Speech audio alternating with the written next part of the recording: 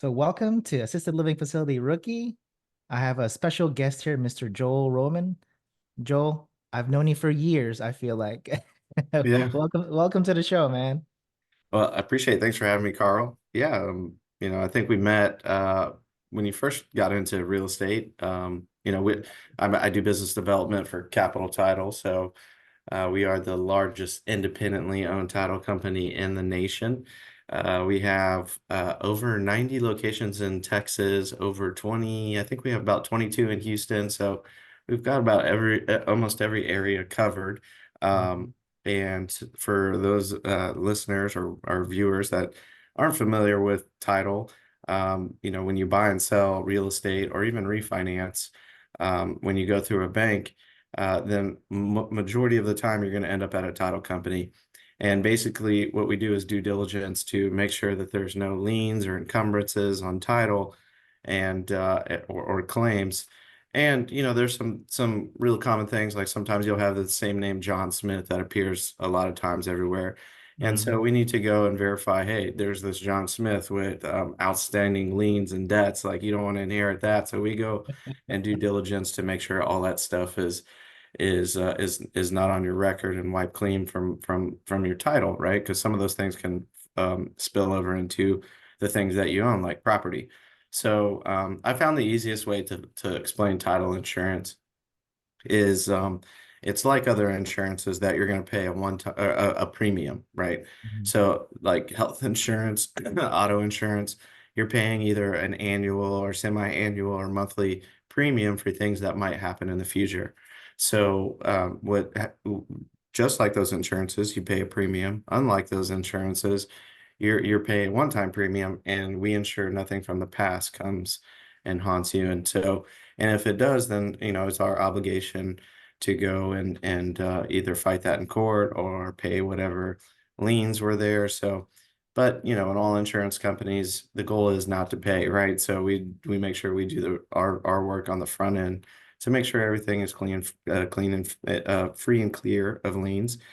And a lot of times some of these properties have been bought and sold pretty frequently. So when that happens, the title gets cleaner and cleaner. But now that we're seeing all this expansion and development in Houston, you're starting to see people go and buy land in rural areas. And when properties haven't been bought and sold a lot, you'll see there's a lot of there could be a lot of encumbrances and liens on those properties. And then when they go to sell, maybe there's a lot of heirs that are entitled to that property. So we need to make sure that everything is above par, and that's basically what we do. But I have amazing closers I work for.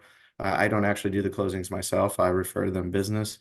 And I do business development, and sort of my approach is helping people like yourself and with marketing and understanding marketing better and utilizing tools and resources available through either HAR or, tools and resources available to the general public, like, social media. And now with AI, it's pretty amazing, so just helping Yeah, you that strategize and put plans together and just trying to reciprocate people that bring us business. And so that's sort of my role and who I work for and what we do.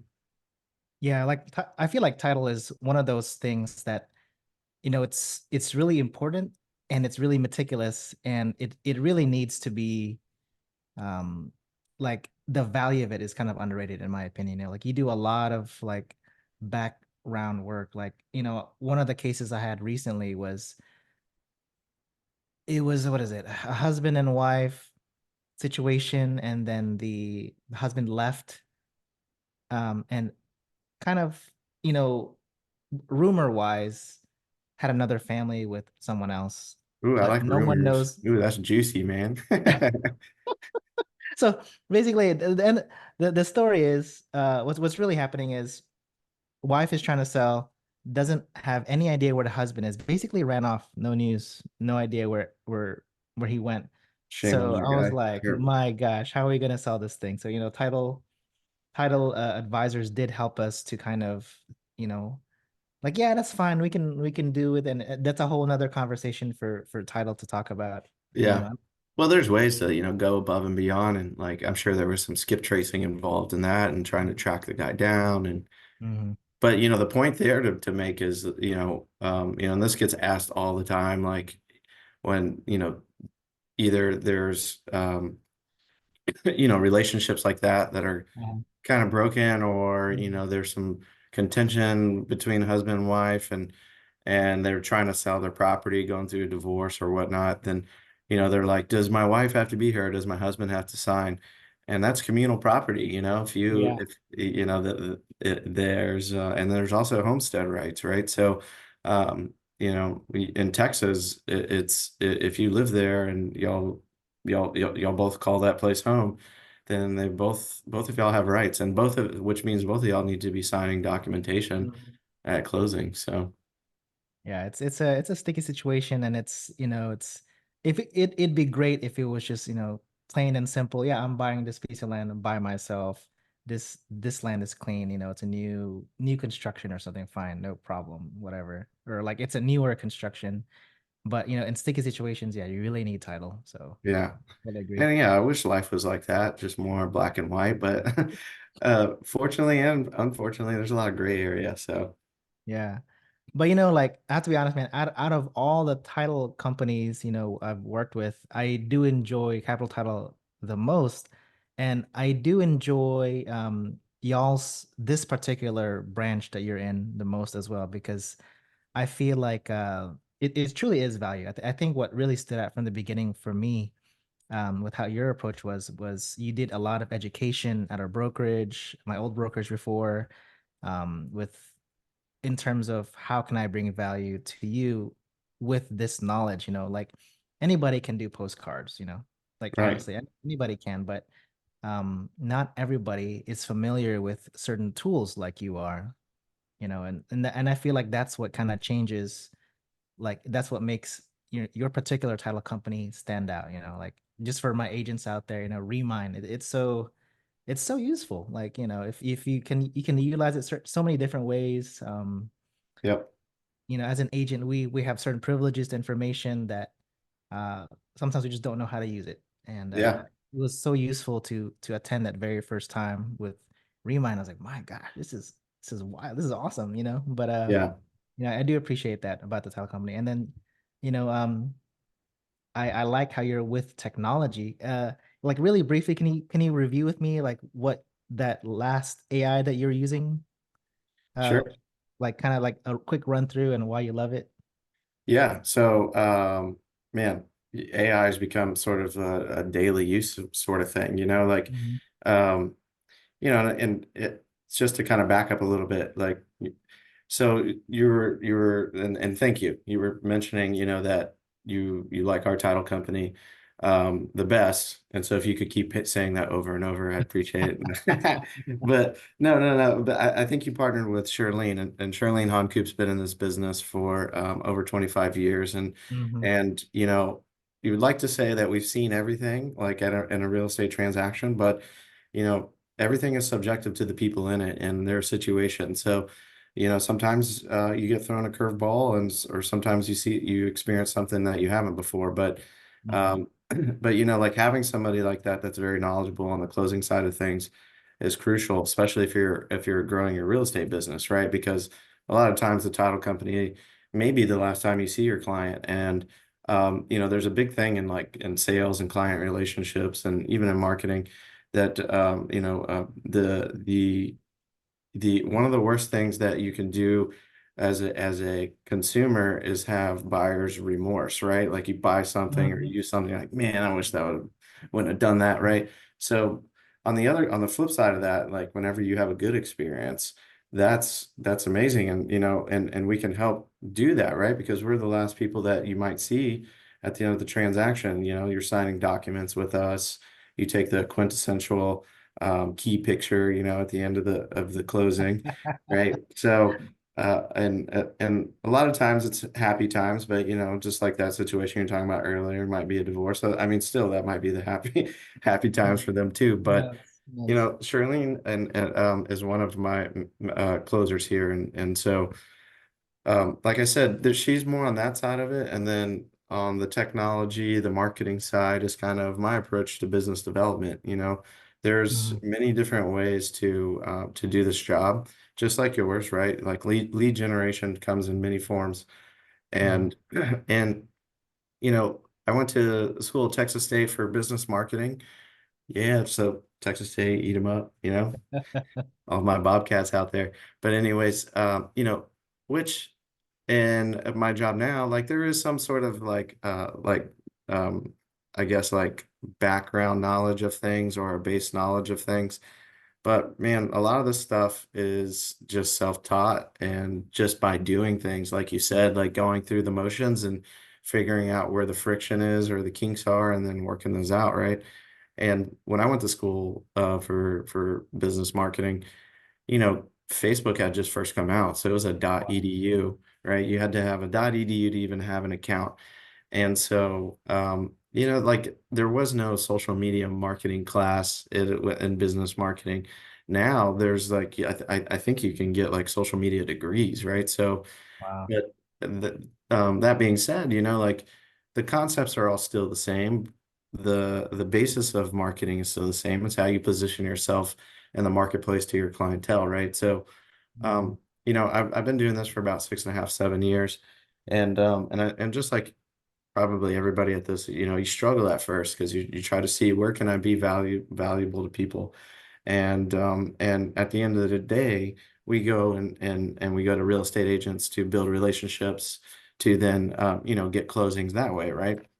Mhm. So my approach was, if I know a lot about this, let me help my clients understand marketing better, show them tools that they have and that's available to them through whether it's Remine or other tools through HAR and Yeah. help them utilize them. And so, that's kind of that's how we differentiate ourselves, right? Like, there's a Just one second. I have okay, another guest coming, Joel. Hold on. I sweet. can hear a small guest coming. Yeah. I don't know if you met my other special guest here, Joel. Oh Or I wow. don't know if I told you I have a gonna be 6 month. Wow, what's up? What's her name? Aaliyah.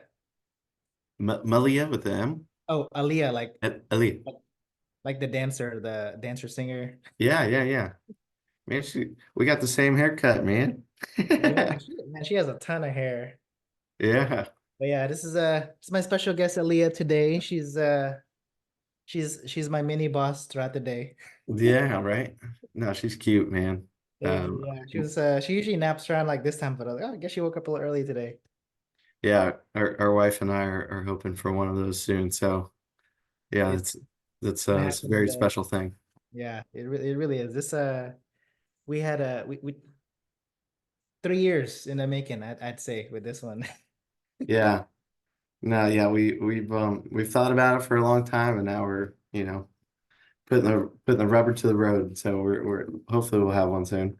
That's awesome. Yeah, one thing I can say about like kids is, it's you don't know how much you can really do until you have kids, because then you're like every free moment you have, you're like maximal use. Yep. Um, you feel like you're tired, but looking back, I was like, was I really tired back then, or was I just like feeling a little fatigued, Yeah.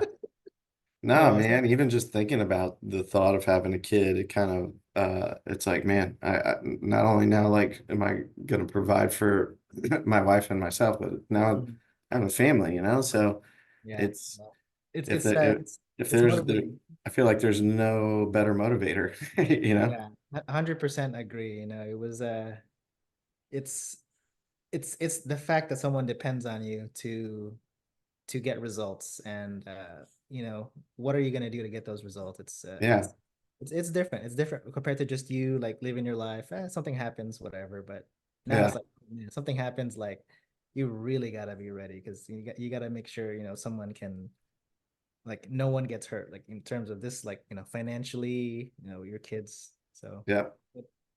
well, yeah, I don't know if I told you, like, it's off topic, but the reason I got into real estate was because of my first son, and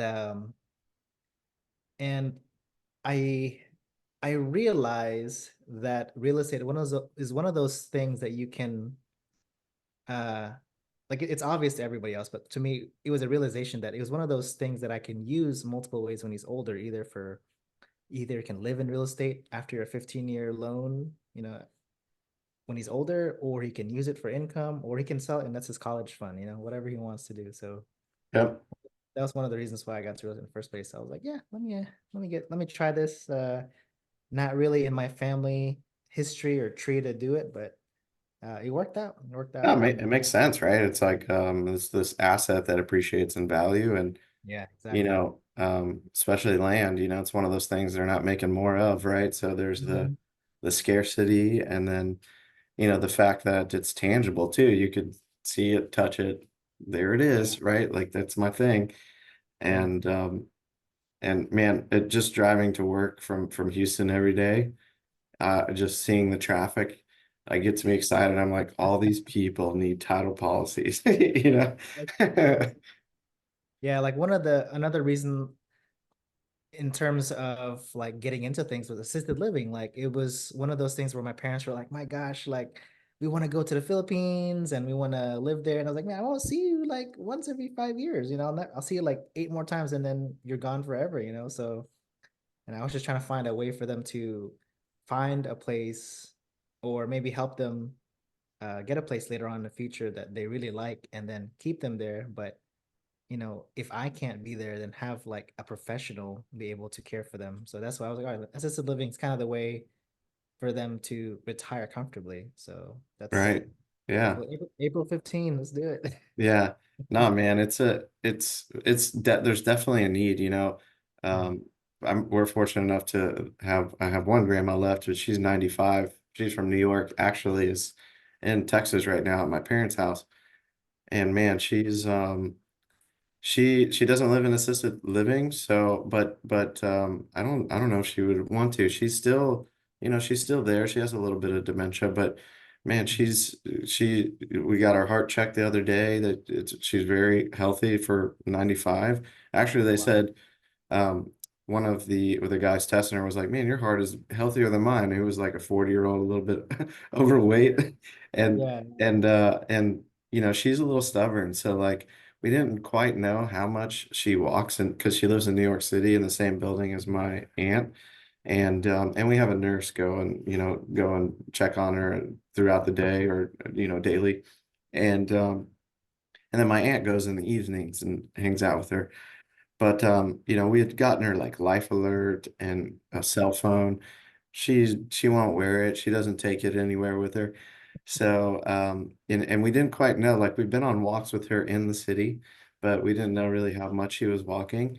And one day my dad went up there to visit, and I was like, hey, I got an air tag and gave it to him. I was like, here, put this in her rollator, and man, she walks these blocks. It's like it's a little over a mile, and she'll do it like 3 or 4 times a day. So Wow. she's almost walking 5 miles a day. 95 years That's old. awesome. Yeah, yeah. That's So, that's but no, amazing. there's definitely a need. Fortunately enough, we have the support and family to be there, and we don't need to put her in an assisted living facility. But man, that's not the case for a lot of people. And Mhm. to like have your parents or grandparents take care of you as a kid and nurture for you, be there for you. It's Mhm. kind of, like you got to do the same thing for them. Yeah, like that was a thing too. Like it, it was I we culturally we always try to keep our parents with us. But in terms of like having professional help, like a private duty nurse or something, that's what we are looking at before. It was going to be like thousands of dollars a month, and I was like, man, it's not it's sustainable for like 2 3 months, but then what are we gonna do? Right. So that was one of the things, just one of my solutions, options for them if ever. I would like to be in a financial situation later in life to be like, yeah, sure, a couple of thousand a month, I got you. But in case I'm not there, at least have like assisted living to help or other ways to kind of keep my parents comfortable where they're at. So Yeah. yeah, but yeah, that's in terms of title, really essential, when we're buying. The unique thing about assisted living is you're buying the business and the real estate. So you're always going to need title for that. So Right. And one of the things I want to bring up, Joel, if you can quickly like review us, um, was actually using your marketing background. Um, one of the problems we always have is, like promotion and how to put ourselves out there. So uh, I like your diagram that you made. I don't know if you have it pulled up or anything, but if you can like kind of quickly go through it, I feel like everyone's gonna benefit from just that simple thing that you said, like having pointing someone to a place and having nothing there when they get there is not gonna be of any use. So it's good to have Yeah. like knowledge ready, when they do Yeah. click. Yeah. I think what you're referring to is a funnel, right? And Yes. by the way, Aaliyah is she's such a good baby. She has Yeah. she She has she this, doesn't watch much TV, so she's always like confused when she sees like a computer. Like she's like, "What is this?" yeah. She's cute. But no, yeah, so the funnel, and promoting yourself and your business and putting yourself out there. That's what's funny about the whole, going to school and getting a marketing degree and not really talking about social media because that's sort of where like mainstream marketing is now, right? Is like social media. I mean, that's the new billboard, it's the new park bench, whatever, right? People go there and they hang out. They're organically just going there. Now, not to get like political or like philosophical or anything, but whether or not that's ethical or not, but they're hiring engineers to like figure out and hack your brain to be like, how do we keep these people on here longer, right? Yes, And yes. so you can use those tools to promote yourself, right? And because that's where people are naturally going anyways, right? Like Mhm. naturally people have to get on the highway and drive, so you have billboards there, right? And then you can advertise yourself and the billboards that are right off of the main highways that are at like a bottleneck where traffic sits all the time. Those billboards are extremely valuable, right? You're going to pay a lot per month for those. But the same way that there's a billboard where there's a lot of traffic, you can now purchase ads on social media for relatively cheap, right? Like for it definitely cheaper than a billboard. A lot of Mm. the platforms you can name your price, right? So even $1 a day, like let's say $1 a day, you get in front of 200 to 400 people. Well, Value. This is value right yeah, there. and so that and if you're looking at a funnel, right? Like you have at the top of the funnel, you have a list of people that you're targeting. So and what social media, they've spent a lot of money on AI and looking at behaviors and interests of people, and then putting people in these subcategories that you can go select and then start to market yourself to or advertise to. So at the top you have the people, and here's where social media is a powerful tool because, um, I don't know if have you seen the social media dilemma? Is that the one? It was like a documentary like 2 or 3 years ago, right? Yeah, yeah, and I was talking about the guy that created the like button, and I think they Yeah. had like some top engineers from like Twitter and Facebook and whatnot. But Yeah. anyhow, so I might sound like a contradiction here because I use it all the time and tell people to use it, and then you look at it ethically, like, okay, this is kind of weird that they can figure out our habits and behaviors and then hack that to keep us on the platform for longer. But Mhm. regardless, I think it's like anything else though, like you know it's just a tool and you can misuse it or you can use it correctly. And then, you can also use a hammer for everything, right? But sometimes it's better to use a level than a hammer, right? So it's it's just one of those things. But, you know, going back to the audience, right? You have your audience at the top. And with social media outside of real estate, if if it's for employment, real estate, or political, or for credit, or like credit card companies, you're limited on how you can target people by their interests and behaviors. But I'm Mhm. interested to see for your assisted living situation, because if you're outside of those things, they're collecting data on people in real time. And then they're using AI to analyze this data and say, okay, here's Carl. We have Carl. He's a real estate agent, but he's also your nurse too, right? Yes. So you're a nurse and also in assisted living, also has a family and kids.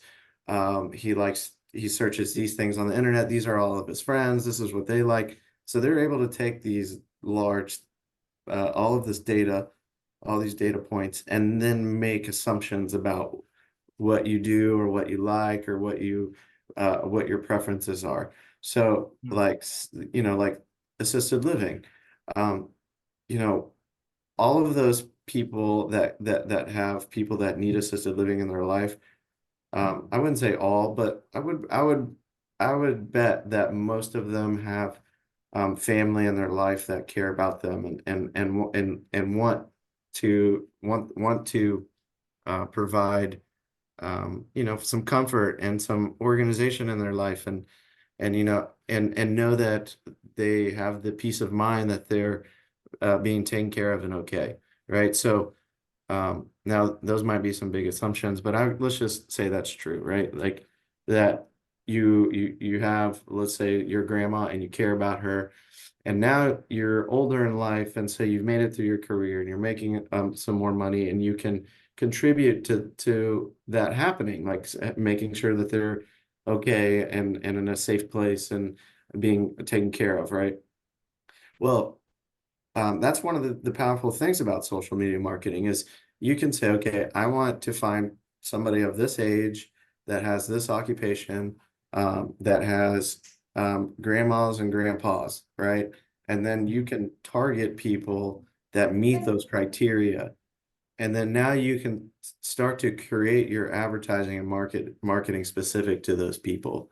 And so you Mm. can now start to speak to their pain points or like the things that that will pull on their emotional strings, right? Like if they care about their grandma or grandpa or whoever it is that's older and needs assisted living, then now we can start to say, hey, here's your solution, right? And here's what we do, here's what we're about, here's how to get more information about us. That would be the ad layer of the funnel. So then they see we talked about the targeting part, so targeting by different characteristics. And then we just talked a little bit about ads and you know painting this picture and giving your value proposition. And you got to do that in such a way. It's an art, so you have to do that in such a way where it happens within 5 seconds. They understand what they're reading, what this is about, and what they're going to get if they click on the link on that ad. So Mhm. within 5 seconds, matter of fact, you get a little notification on Meta. If you have over a 15-second ad, they'll say, hey, this looks a little long, just to let you know, like you probably are going to get less views with this, right? Oh, So wow. so now you have this ad, and you can't really convey a lot of information within 5 to 15 seconds, right?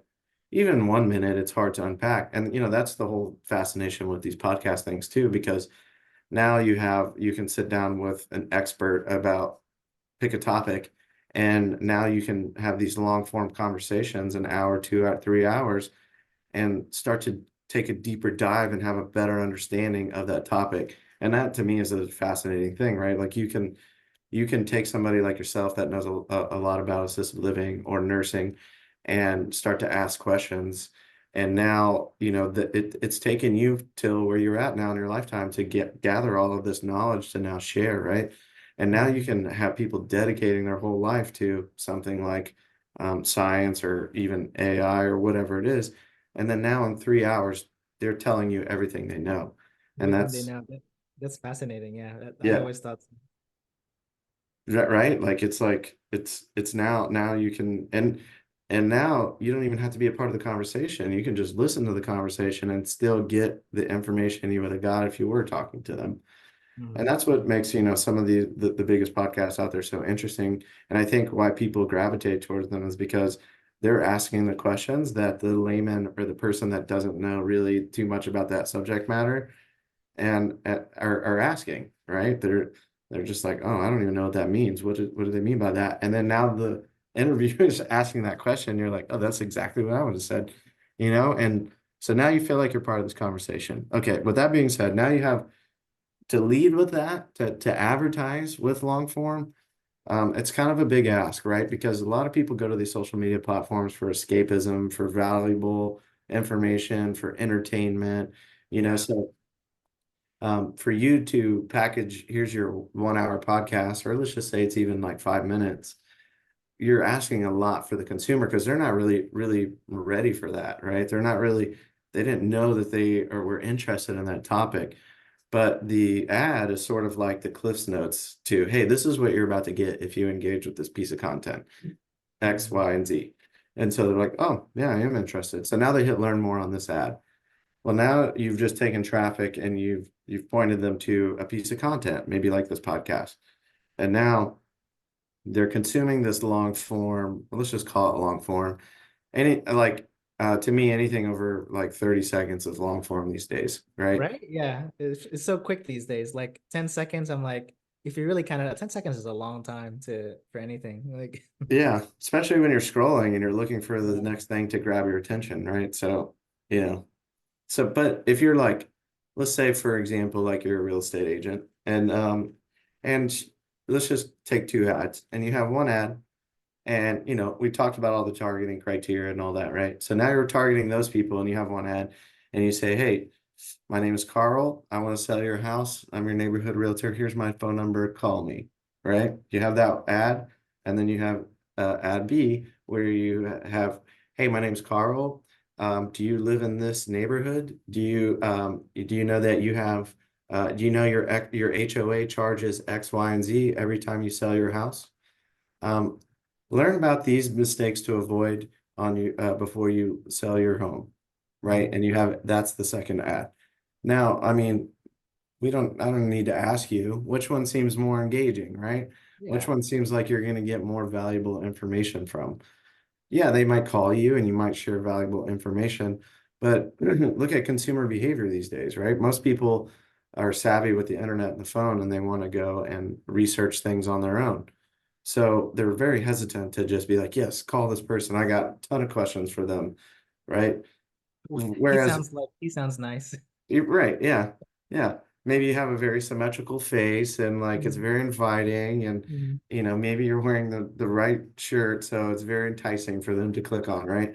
Um, but or you lead with education and information and you're saying, hey, are you thinking about selling? And then, there was a key thing I said there earlier too, is mentioning the area of where they live or do business, right? Now, Mhm. like you're talking to their subconscious and now their subconscious is checking off all these boxes that like, oh, he said Houston or he said, Riverstone or Siena. We live there. And, Yeah. I you know know, that place. yeah, exactly. And then they're like, oh, that's local. And then they're like, oh yeah, we had thinking about selling our house. What is this I need to know about my HOA? Mhm. And it's gonna cost me money if I sell. Like, and they're gonna take some money Mhm. when I change ownership of this property. And then now they're clicking on that learn more button. And then here's your piece of content, whether it's a podcast or a blog or a video Mhm. explaining those things, right? And there's different strategies. You could put, a lead form and have them fill out something before you give the information, which I'm more of the school of thought of just give them the info Mhm. and then give them something else at the end, right? And what you did there is just created a funnel. So you went from targeting a certain group of people, putting things that they might be interested in and to get their attention. And now you've got their attention, and now they're going deeper into a subject to where you're informing them more about it. Well, the key thing there is you're informing them, and the key thing there is it's valuable information, right? Because it can't just be surface level stuff. Because like you could be like, hey, you thinking about selling your home? Well, you're gonna need to clean it up and you're gonna need to paint it, right? Like I mean, maybe you don't. Maybe you just sell it as is. But to me, that's kind of like, yeah, duh. Like if I click on that and you're giving me that info, I'm like, you're not telling me anything that I couldn't just Google anyway, right? Mhm. Where, Mhm. just think of your content as you're trying to beat them to Google, right? Because they're going to go research things on their own. But now that you've put things into context by saying, hey, this is where you do business, but also here's some valuable information that you haven't thought about to Google yet, now they're looking to you and they're thinking, oh, well, this guy knows what he's talking about. This is Carl. Carl's the man. And Mhm. then let's say at the end of that video, you say, hey, below is my phone number. Call me with your questions. Or, hey, there's a link to my Calendly where you can go schedule yourself a Zoom consultation. And you set up a Zoom like this, and you're giving them an action plan on what to do next on their home. You know, that's at the end of the funnel, which you would call a lead magnet, right? Mhm. So you went from targeting the right people to putting something that is that grabs their attention and that they may be interested in. Now you're educating them and informing them, and then now you're giving them something else of value that is specific to their needs, right? So now that's the complete funnel. And even if they get to the long form and they don't schedule the call with you or text you or download your book or whatever you're giving them, Mhm. with social media, there's the retargeting mechanism, right? And in sales and advertising and marketing, there's always the rule of seven is when I went to school, is the rule of seven. You have to get in front of somebody 7 times before you're top of mind and they have the brand awareness and recognition thing going on, right? But and actually I've heard since I've graduated over a decade ago, which is crazy to say, I've heard that number is almost doubled.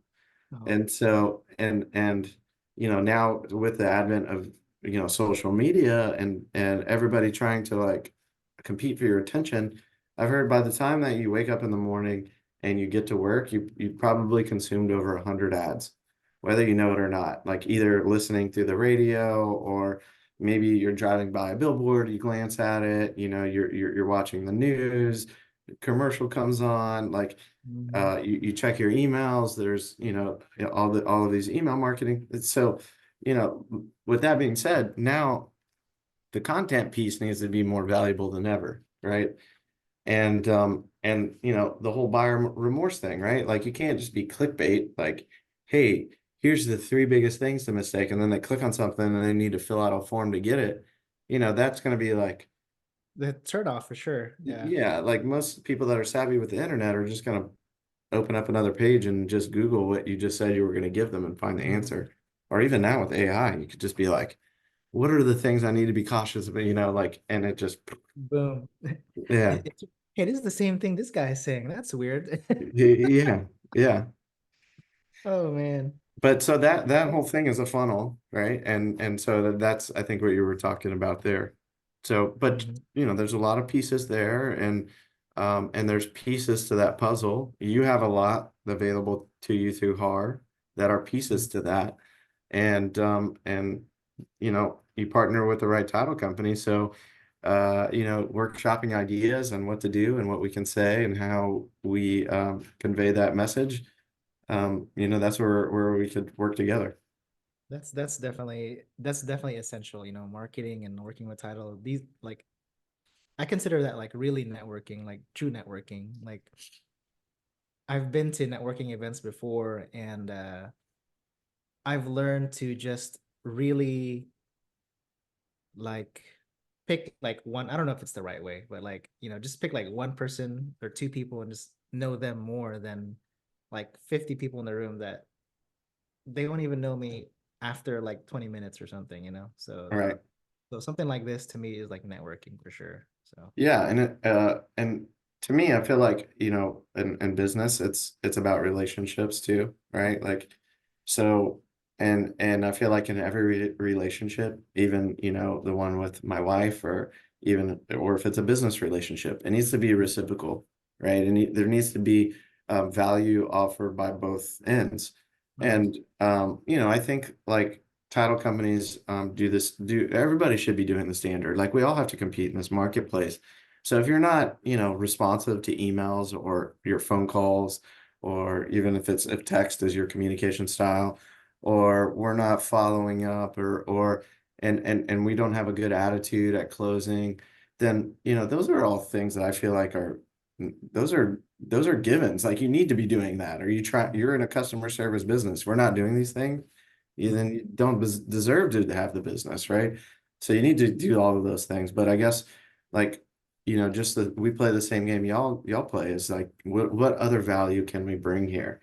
And mhm, just that piece that working with you and workshopping ideas and collaborating, about marketing strategies, I feel like is a val is valuable. And like what, yep, and the deals that we get and close are valuable to us and our business.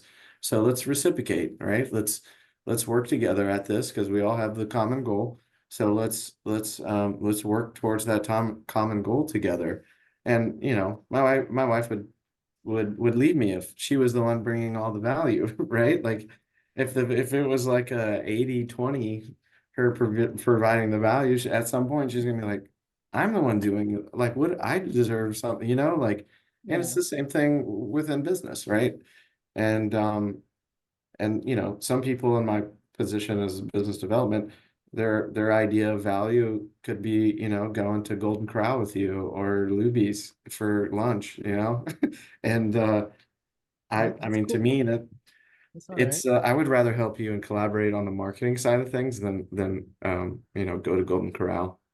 Yeah, I feel the same way. I mean, it's whenever I physically meet with somebody, it's I need to have like not just value. I need to get like 5 times the value. It's not just like a simple thing to go out and have lunch, especially with kids now these days. Yeah, It's got to be like triple threat. Like, all right, I need to know this guy. I need to provide value, and he needs to provide me value, and then there needs to be something out of this apart than this meal. Like, who cares about whatever the meal costs? Like, there's got to be something else. Like.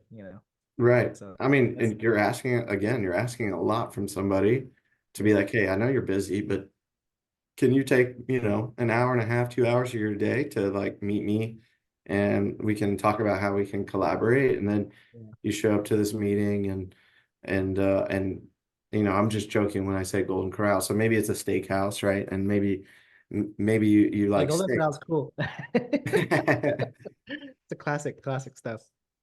But again, like then it's like you don't really know this person. You're calling to go to these steakhouses, and then now you quickly become friends, and I feel like it just becomes like, hey, I like your shirt. No, yeah, I like this. Oh, hey, no, you like, Mhm. like I feel like all of those like niceties like are gonna happen organically when we work together. Because Mhm. I mean, what we're doing is collaborating and talking marketing, but we're also getting to know each other at the same time. Mhm. I get to know, like, find out more about you, you find out more about me, and then, from there we can build it organically versus like trying to force something. Mhm. And it just at the end of the day you feel better too because you're actually contributing and helping people Mhm. versus just like standing there with your hand out and being like, I took you to Golden Corral, you owe me that deal. You're right. You're right. Yeah. Well, thank you, Joel. This is again, like I always find your explanation of like funnels like very simple, like a good template and easy to apply to other things as well. So, appreciate that. What is the best way for someone, let's say they're closing on their assisted living or real estate? What is the best way for them to reach you? Yeah, email or cell phone. So my email is my first initial J and then last name Roman, ROMAN, at CTOT.com. That stands for Capital Title of Texas.com. And my cell is 832-289-1748. So feel free to call or text me at that number. And yeah, I'm if it's just you want to talk shop or you heard this podcast and like what I had to say and wanted to work together in the future, no strings attached. We just have a small discovery meeting and see what you're looking for and how we can work together and just go from there. Awesome, Joel. Thank you. Thank you.